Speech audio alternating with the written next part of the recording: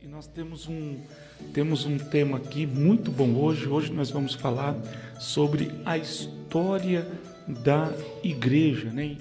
Professor, a igreja, ela deu-se início lá em Atos, quando fala da igreja primitiva, é isso? Exatamente. A igreja ela se iniciou lá em Atos dos Apóstolos, capítulo 2, quando os discípulos eles estavam reunidos, né? Então, até porque a gente lê o livro de Lucas e lê o livro de Atos, que foi o próprio Lucas que também escreveu, ele começa a usar o termo eclésia, que é a igreja, somente após Atos capítulo 2, ou seja, antes de Atos capítulo 2, o termo igreja ele não é usado. Então, nós temos a convicção e a certeza de que a igreja nasceu no dia dos Atos dos Apóstolos. E ali, o relato de Atos capítulo 4, é muito claro, né, que as pessoas elas depositavam os bens aos pés dos apóstolos, os apóstolos eles distribuíam, né? Então, eles tinham uma obra social muito forte, eles não tinham não somente o compromisso com o evangelho, o compromisso de pregar a palavra, ganhar almas para o reino, mas eles também tinham compromissos com os mais necessitados, compromisso com as pessoas que precisavam, né? Então, a igreja ela tinha um social naquele tempo muito forte e a igreja também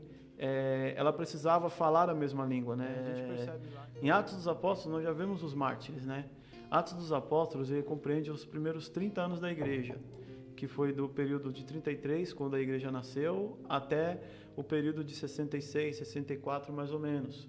A gente sabe que foi esse período porque quando Lucas ele termina, né? E de repente de escrever o livro de Atos, ele termina quando Paulo ele está indo a julgamento pelo imperador romano. Então ali Lucas termina o seu relato.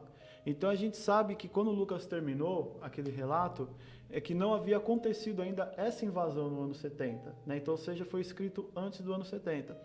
E por Atos ter escrito antes, então a gente não tem relato dos outros que foram mortos, né?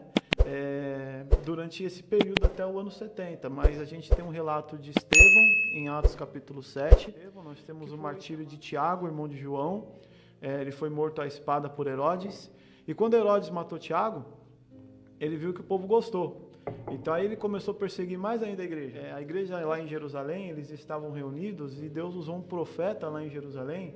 Alguns da história dizem que poderia ter sido Ágabo, aquele mesmo Ágabo que disse que Paulo ia ser morto, né? Esse profeta, ele era profeta de Antioquia, que surgiu uma profecia lá em Jerusalém dizendo o seguinte: olha, igreja,